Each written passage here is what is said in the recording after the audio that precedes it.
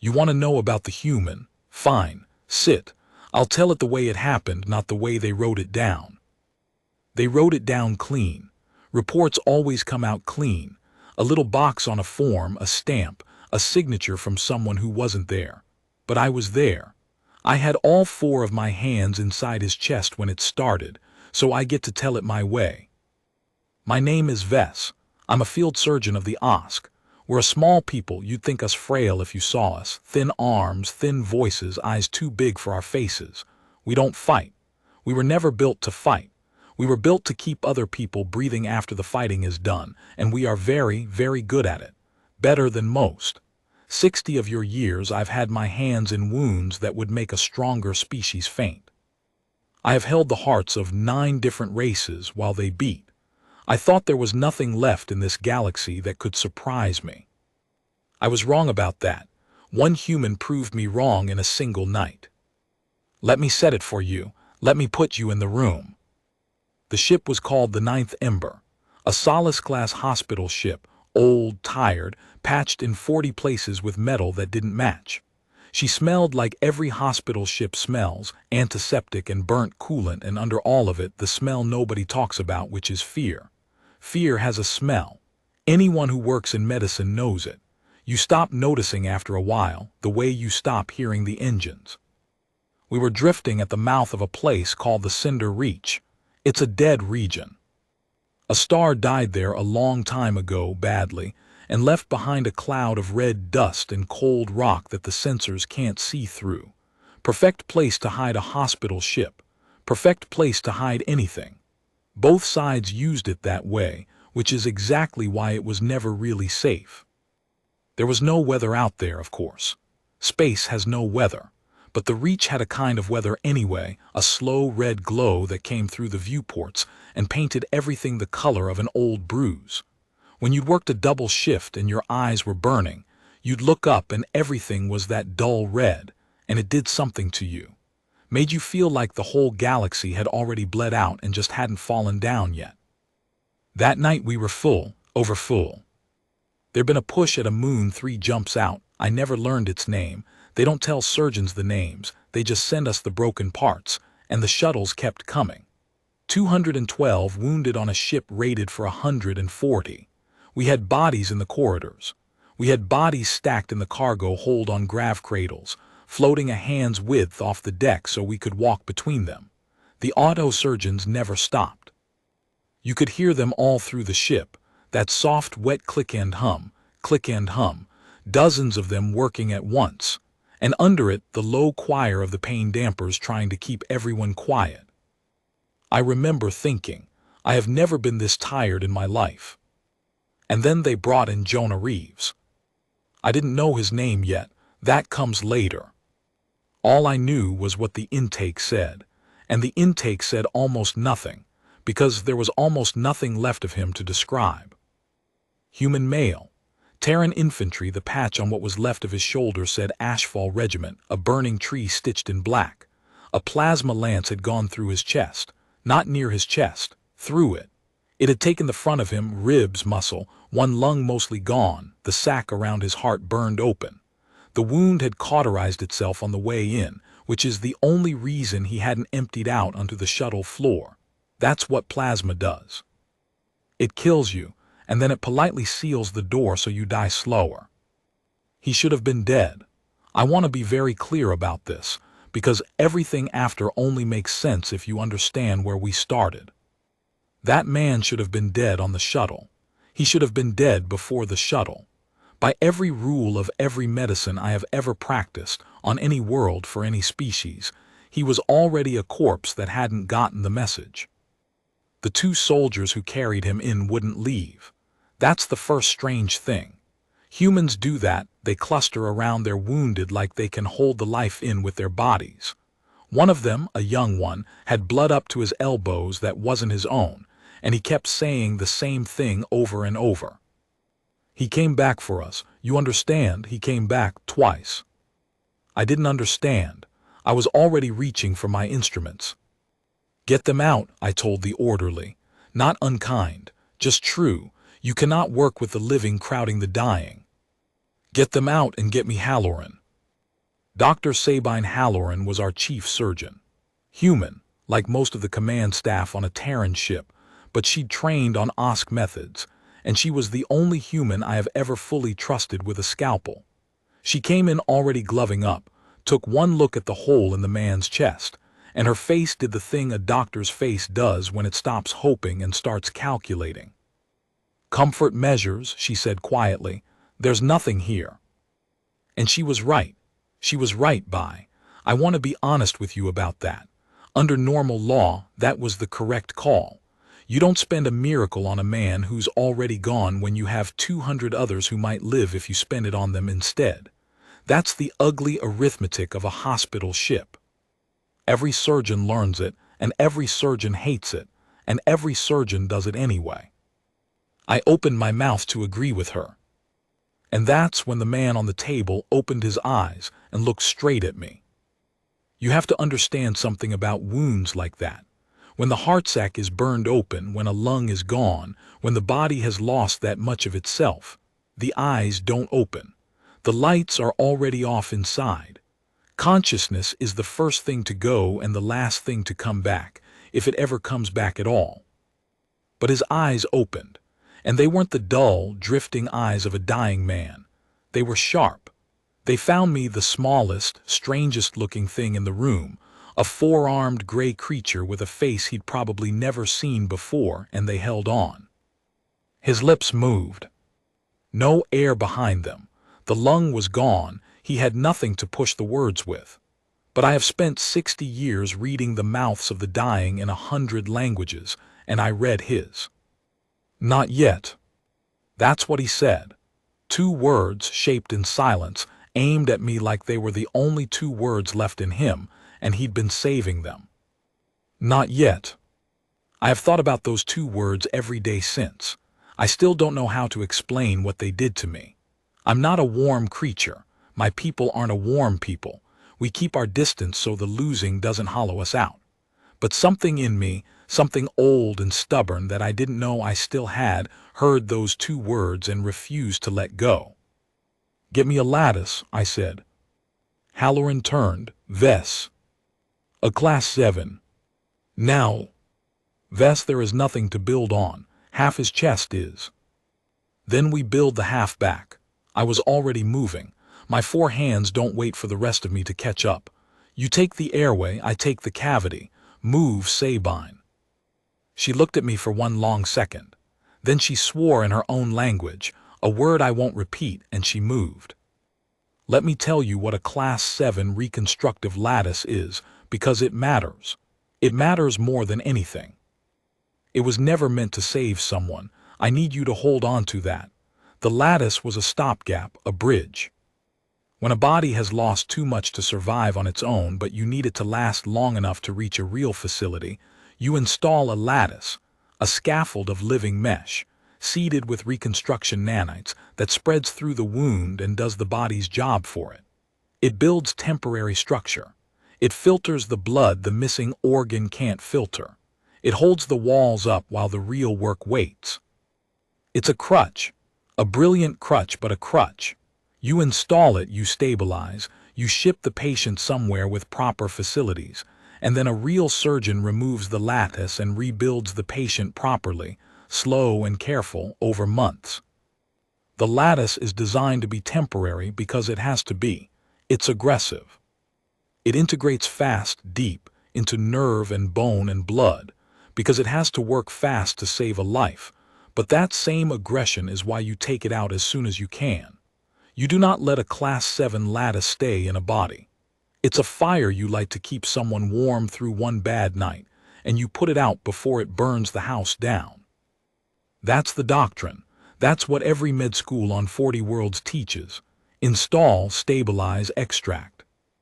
We were about to break the first 2 of those rules, and never get the chance to reach the third. The lattice came in its cradle, a coil of pale gray mesh floating in blue suspension gel, and it was already reaching. That's the thing that unsettles new surgeons the first time. A lattice is alive in the way a hungry thing is alive, and the moment you break the seal, it starts hunting for tissue to grab. I broke the seal. I lowered it into the cavity of his chest with 2 hands while my other 2 held the walls of the wound apart, and it took hold. It took hold like nothing I had ever seen. I have installed maybe 400 lattices in my career. They grip, they spread. It takes them a slow minute, sometimes 2, to find purchase and begin the reconstruction. That's normal. That's expected. You wait, you watch the readout, you nudge it toward the biggest gaps. His body pulled it in. That's the only way I can describe it. The mesh didn't spread through him. He reached up through the ruined meat of his chest and pulled it into himself. The readout, which usually climbs slow and steady from 0, jumped. It jumped like something had grabbed the whole scale and dragged it. Integration at 11%, 19, 30. Numbers I'd never watched move that fast. Halloran saw it too. That's Vess, that's too fast, slow it down. I can't slow it down. My voice came out strange. It's not me doing it. The nanites are supposed to build slow, careful, a lattice of temporary structure. His body took the nanites and started building something else. I actually watched with my own eyes through the open cavity as new tissue laid itself down over the mesh. Not temporary tissue. Not the gray placeholder flesh a lattice makes. Real tissue. Red and living and right, threading itself around the scaffold, using the scaffold, wrapping it, and then, this is the part I still can't fully believe, beginning to grow past it. Past the edges of the design. Past what the lattice was built to make. The one lung that was gone, I watched it start to come back. Not a machine lung. Not a synthetic. His own tissue, budding out from the ruined stump of the old one, following the lattice like a vine following a trellis, and then throwing out shoots the trellis didn't have. That's not possible, Halloran whispered. She'd stopped working on the airway. We both had.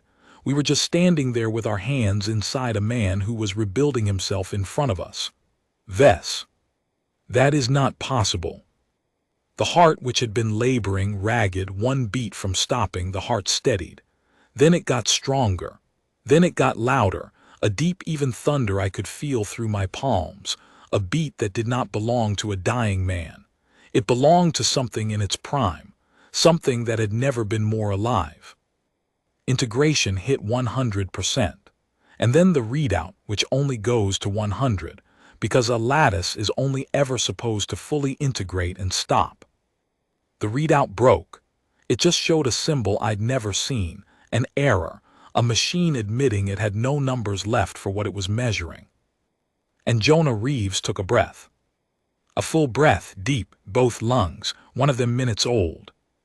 His chest, the chest we had not finished closing, the chest that was still open to the air, rose and fell with it, and I felt the wind of it move across my face. He turned his head. He looked at me again, and this time there was air behind the words. Told you, he said, not yet. Then he passed out, clean, easy, like a man falling asleep, and the monitors, every one of them, sang out numbers that were not just alive but perfect, better than perfect, better than any human chart I had ever read. Halloran and I stood there, 4 arms and 2, all 6 hands still red to the wrist, staring at each other over a man who should have been dead and was instead sleeping like a child. What did we just do? She said. I didn't answer. I didn't have an answer. I still don't, not really.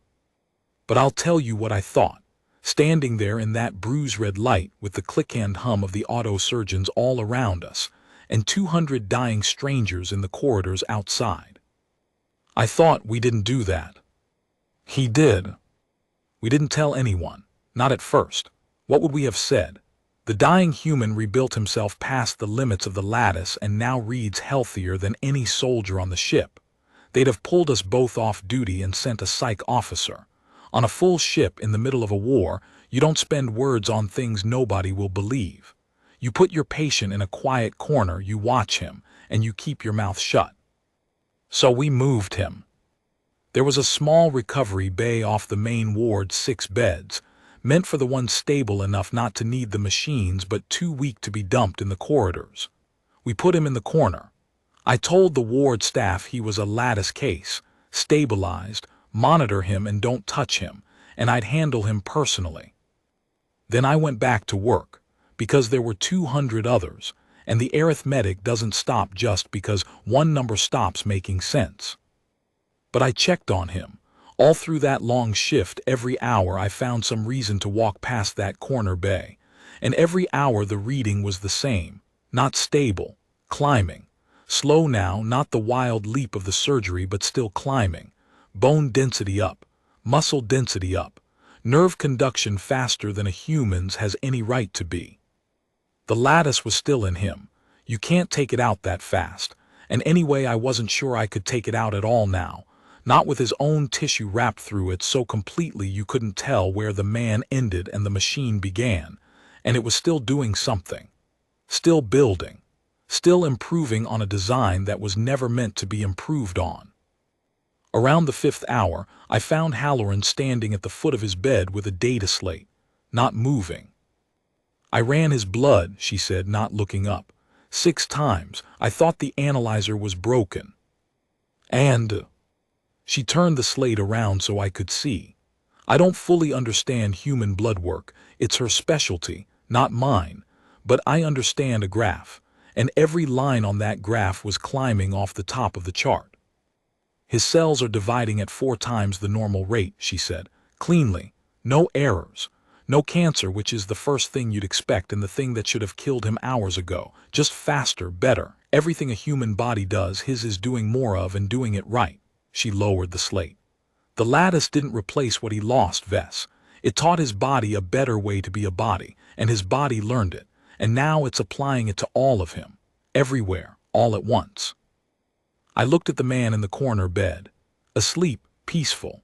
A soldier's face, hard and young and worn, going slack with rest, and under the skin in the dark a quiet revolution. What happens when it finishes? I asked. Halloran was quiet a long time. I don't know, she said. I don't think it's going to finish. I think it's just going to keep going until it runs out of him to improve. And then, she stopped. And then I don't know what he is. He woke on the 9th hour. I was there. I'd made sure to be there. He opened his eyes, no drama this time, just a man waking up, and he lay still for a moment, staring at the ceiling, doing the thing all wounded soldiers do when they wake, which is a slow, careful inventory. Am I whole? What's missing? How bad? Then he sat up. He shouldn't have been able to sit up.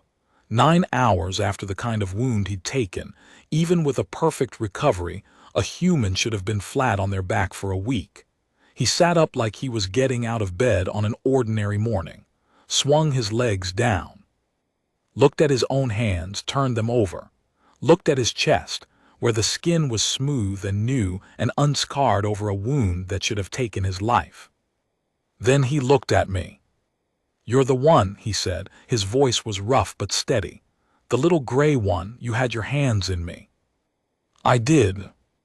I remember your face, he said it simply. Thought it was the last thing I'd ever see, kept looking at it so I'd have something to hold on to. A pause. Thank you. I have been thanked by a great many patients in 60 years. It's part of the work. You save a life, they thank you, it's a ritual and you let it be one. But I have never in my life been thanked like that. Plain, direct. A man who meant it with everything he had. It went through me like a needle. What's your name, soldier? I asked, because I needed to say something and it was the truest thing to ask. Reeves, Jonah Reeves. He looked around the little bay at the 5 other beds at the red light in the port. Where are my people? I had 2 with me, kids, both of them, Ander and Voss. Did they make it off that rock? They carried you in, I said. They're alive, down in the crew section, I think. They wouldn't leave until we made them.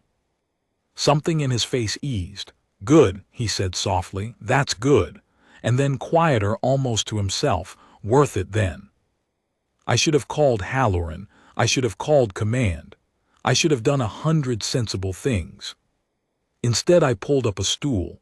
I have to, next to a human, they're absurdly tall, and I sat down. And I asked him the question I actually wanted the answer to. Reeves, what happened on that rock? And he told me. And that's when I started to understand that whatever had happened on my table was only the beginning of the strange thing, not the whole of it. He told it plain. Humans tell things plain when the things are bad. The ones who dress it up are usually the ones who weren't really there. The HFY regiment had been holding a mining outpost on that nameless moon. Not an important outpost. That's the thing about the places soldiers die. Most of them aren't important. Somebody up the chain decided the moon mattered. So a few hundred humans held a ridge over a mine while the Vorn came at them. I need to tell you about the Vorn since they matter to the rest of this and you may not have met them. The Vorn Dominion. Tall creatures, a full head above a human, wrapped in a natural armor like dark chitin, and made taller and harder still by the warplate they graft to themselves. They don't feel pain the way most species do. Their nervous system is distributed, redundant, and you can take a Vorn apart piece by piece, and the pieces will keep trying to kill you. They are, by any honest measure, the finest soldiers in this arm of the galaxy. Disciplined, fearless, patient. When the Vorn come for a position, that position is understood to be lost. The only question is the price. Reeves and his regiment held that ridge for 6 days. 6 days, against the Vorn. I did not believe it when he said it, and I saw in his face that he was used to not being believed, and told it anyway because it was true. By the 5th day there were 40 of us left, he said. He wasn't bragging. There's a flatness to how a man talks about the worst days of his life, and he had it. 40 out of 300, no air support, no resupply. Command kept saying hold, reinforcements inbound, and we kept holding, and the reinforcements were never inbound. They just needed us to die slow so the real line could set up behind us. He shrugged one shoulder. It happens. You're the anvil. Somebody's always got to be the anvil. On the 6th day, the order finally came to pull back. But pulling back off that ridge meant crossing open ground, and the open ground was where the Vorn wanted them. We had wounded who couldn't walk, Reeves said. 11 of them, and a rule, you know the rule, he looked at me. Doesn't matter what species. Every army's got the same rule at the bottom of it, even when they pretend they don't. Wounded slow you down. When it's you or them, you leave them. He said it without any weight, which is how you know a thing has crushed a man. He's carried it so long it doesn't clank anymore. Command said leave them. Cross the ground, save the walking, leave the 11 for the Vorn. And you didn't, I said. I already knew. I'd heard the young one, hours ago, up to his elbows in blood. He came back for us twice. I got the first group across, Reeves said. Then I went back for the wounded, carried them out 2 at a time.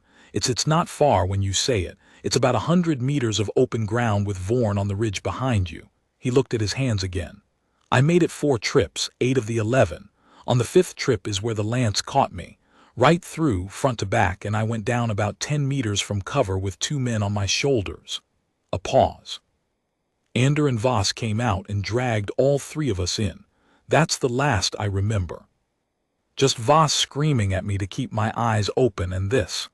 He tapped his own chest, over the new-grown skin, this hole where the middle of me used to be. The little bay was very quiet. Somewhere out in the main ward an auto-surgeon clicked and hummed.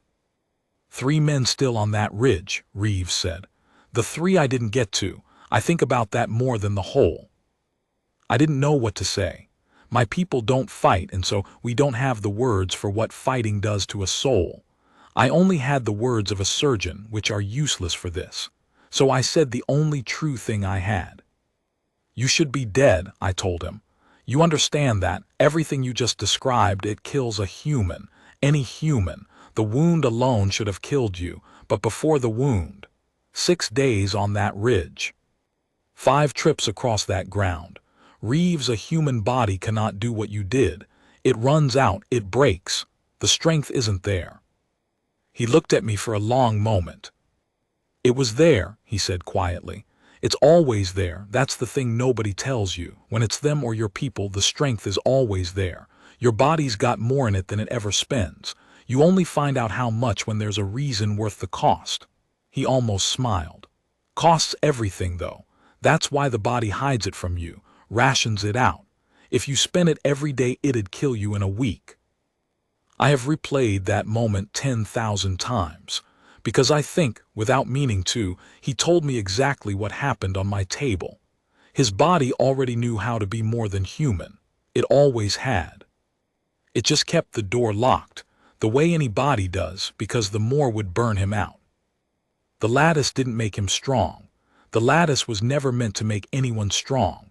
The lattice reached into a body already straining at its own limits, a body that had spent 6 days proving it had more in it than the design allowed, and it unlocked the door. It took the ration off. It threw the whole reserve open, and then taught the body how to survive spending it. I didn't say any of this to him. He was tired, and I had 200 other patients, and I was, if I'm honest, a little frightened. Rest, I told him, standing. You've been through more than any man should. I'll check the boy Voss, I'll tell him you're awake. Vess, he said as I reached the door. He'd remembered my name. Nobody remembers the surgeon's name. Whatever you did to me, however you pulled me back. He was looking at the ceiling again. If it means I can carry more next time, if it means I don't leave the last 3 behind next time, his jaw tightened, then I'm glad you did it. Whatever it costs, I'm glad. I left before he could see my face, do something undignified. Here's where I have to slow down, because here's where the night turned. I went to find the boy Voss. Simple errand. Tell a scared kid his sergeant was awake. But to get from the recovery bay to the crew section you cross the main ward, and to cross the main ward I had to pass the big forward viewport, the one that looks out into the reach, into all that dead red dust. And I looked out, I don't know why. Force of habit, maybe. You look out the window. There was something in the dust. Not much, just a wrongness. A place where the slow red glow bent, where the light didn't move the way the rest of the light moved. If you weren't asked, you'd never have seen it. We see a little further into the deep colors than most. It's why we make good surgeons. We see the wrongness under the skin. And I saw the wrongness in the dust, a shape sliding through it, running dark and cold and deliberate.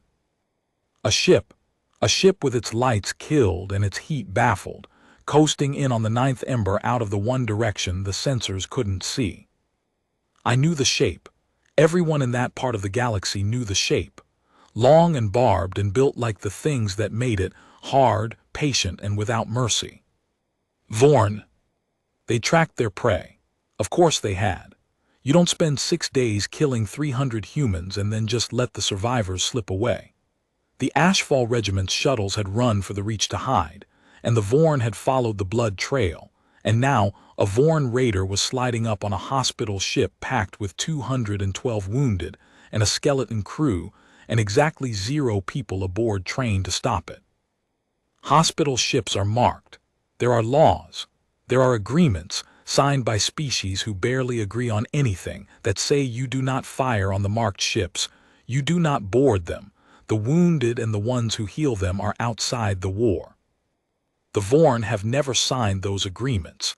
The Vorn do not recognize a wounded enemy. In their tongue, and I have this from a translator who wept telling me, there is no word for surrender. There is only the word for not yet dead. I stood at that viewport with the red dust and the cold shape moving in it, and I understood, with a clarity that turned my blood to water, exactly what was about to happen to every soul on that ship. And then from the recovery bay behind me, I heard a sound. The soft, even hum of a monitor changing its tone. The tone it makes when a patient's heart at rest suddenly is not at rest anymore. I turned around. Jonah Reeves was standing in the doorway of the recovery bay, on his feet, steady. He was looking past me, out the viewport at the shape in the dust, and I swear to you on my hands, on the 4 hands I put inside his chest, he had seen it too, from across the ward. Through a viewport he shouldn't have been able to read. He had seen the wrongness in the dust the same way I had, maybe better, and his face had gone to a place I had no name for. Not afraid. That's the thing I keep coming back to. 200 wounded, a skeleton crew, a Vorn raider in the dust, and the human's face was not afraid. It was ready. Vess, he said, quiet. very calm, the calm of a man who has already done the arithmetic and knows what it costs and has decided to pay it anyway. How many wounded on this ship? 212, I said. He nodded slowly, like I'd confirmed something. And how many people who can fight? I looked at him, at the ward full of broken bodies, at myself, a surgeon of a people who have never once raised a hand in anger in our whole history. None, I whispered. There's no one, Reeves, there's no one on this ship who can. There's one, he said. And he stepped past me toward the viewport, toward the cold shape in the red dust, rolling his shoulders like a man loosening up for work. And under the thin recovery gown I saw the muscle move across his back, more of it than there'd been 9 hours ago, more of it than there'd been that morning, still building, still climbing, still throwing the door open wider. And I realized the surgery hadn't finished with him at all. It had been getting him ready.